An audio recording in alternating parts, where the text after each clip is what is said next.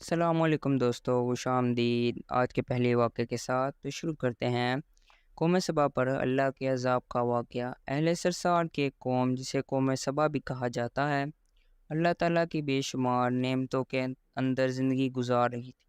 یہ قوم ایک عظیم تہذیب و تمدن کی مالک تھی۔ حضرت داؤد علیہ السلام اور حضرت سلیمان علیہ السلام کی باضابطہ حکومتوں کے بعد ان کی حکومت زبان زد خاص و عام تھی۔ کہا جاتا ہے یہ لوگ گندم کے مغز سے آٹا پیس کر روٹیاں پکاتے تھے، لیکن اس کے برعکس وہ اس قدر اسراف کرنے والے اور ناشکرے تھے کہ انہی روٹیوں کے ساتھ بچوں کا پاخانہ صاف کرتے تھے۔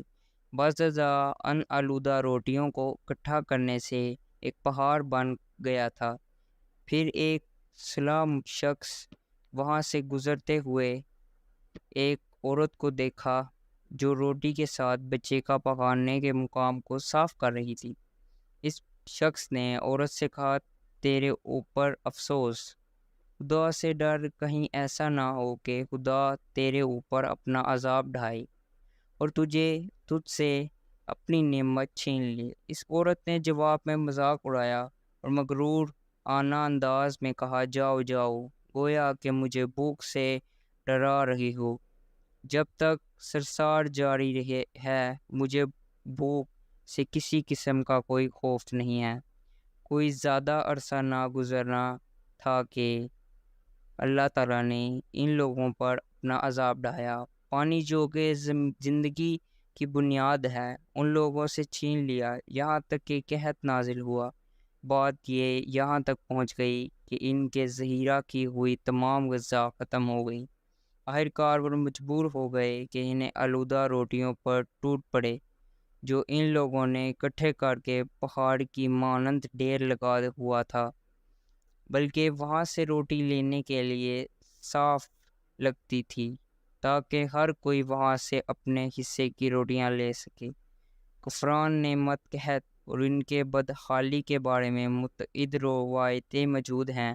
سورۃ النحل کی آیت نمبر 112 اور 113 میں یوں ارشاد ہے، اور اللہ نے اس بستی کی بھی مثال بیان کی ہے جو محفوظ اور مطمئن تھی، اور اس کا رزق ہر طرف سے باقاعدہ آ رہا تھا، لیکن اس بستی کے رہنے والوں نے اللہ کی نعمتوں کا انکار کیا تو خدا نے انہیں بھوکا اور پیاسا کا مزہ چکھایا، صرف ان اعمال کی بنا پر جو انجام دے رہے تھے۔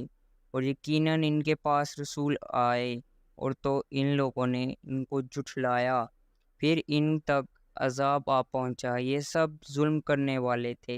اسی قوم سبا کے بارے میں ایک اور واقعہ بیان ہوتا ہے کہ ان لوگوں نے اپنی ذرات کو بہتر طور پر باشت کرنے کے لیے پانی ذخیرہ کرنے کے خاطر بلک کے دو پہاڑوں کے درمیان ایک بہت بند معرب تعمیر کیا ہوا تھا۔ سورخ اور دوسرے پہاڑوں سے گزرا ہوا پانی اس بند میں آ کر وفر مقدار میں جمع ہو جاتا تھا۔ قوم سبا نے اسی پانی سے صحیح طور پر استفادہ کرتے ہوئے وسیع عرض اور بہت سے خوبصورت باغات لگائے اور کھیتی باڑی کو رونق بخشی۔ ان باغات کے درختوں کی شاخیں اس قدر پھولوں سے لدی ہوئی ہوتی تھی، کہتے ہیں کہ اگر کوئی شخص سر پر ٹوکری رکھ کر ان کے نیچے سے گزرتا تو پھل خود بخود ٹوکری میں گرنا شروع ہو جاتا اور قلیل مدت میں ٹوکری تازہ پھلوں سے بھر جاتی، لیکن نعمتوں کی کثرت نے انہیں شکر کرنے کی بجائے سرمست اور غافل کر دیا تھا، یہاں تک کہ ان کے درمیان بہت بڑا طبقاتی نظام وجود میں آ چکا تھا۔ ان میں صاحب اقتدار لوگوں نے کمزوروں اور ضعیفوں کا خون چوسنا شروع کر رکھا تھا، یہاں تک کہ ان لوگوں نے خدا سے ایک احمقانہ التماس کیا جس کا ذکر سورۃ السبا کی آیت نمبر 19 میں ملتا ہے۔ انہوں نے کہا، خدایا ہمارے سفروں کے درمیان فاصلہ زیادہ کر دے۔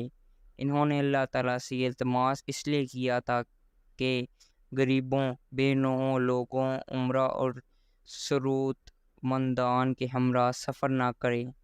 ان کی خواہش یہ تھی کہ آبادیوں کے درمیان خشکی ہو اور فاصلہ بہت زیادہ ہو، تاکہ تحت دست اور کم آمدنی والے لوگ ان کی طرف سفر نہ کر سکیں۔ اللہ تعالیٰ نے ان مغرور پیٹ پجاریوں پر اپنا عذاب نازل کیا۔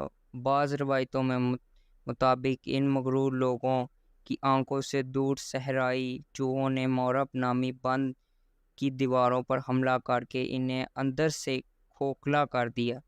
اندر سے بارشیں زیادہ ہوئی جس کی وجہ سے سیلاب آ گیا اور اس بند میں پانی بہت زیادہ اکٹھا ہو گیا۔ اچانک بند کی دیوار ٹوٹی اور اس سے ایک بہت بڑا سیلاب آ گیا جس میں تمام دیہات، آبادیاں، مال مویشی، باغات، کھیتیں، ان کے محل اور گھر پانی میں غرق ہو کر نابود ہو گئے۔ ان کے باغات اور زراعت میں سے صرف بیری کے درخت، کچھ جھاڑیاں بیچی تھی۔ خواہش الہان پرندے وہاں سے کوچ کر گئے تھے جبکہ الوا اور کووا نے قوم سبا کے گندک رات میں اپنے گھونسلے بنا لیے تھے۔ اس بات کا ذکر سورۃ السبا کی آیت نمبر 1516 میں ملتا ہے اور آخر میں سورۃ السبا کی آیات نمبر 17 میں قرآن کریم میں اس واقعے کا یوں نتیجہ نکلا ہے کہ ہم نے ان کی ناشکری کی سزا دی ہے اور ہم ناشکروں کے علاوہ کسی کو سزا نہیں دیتے۔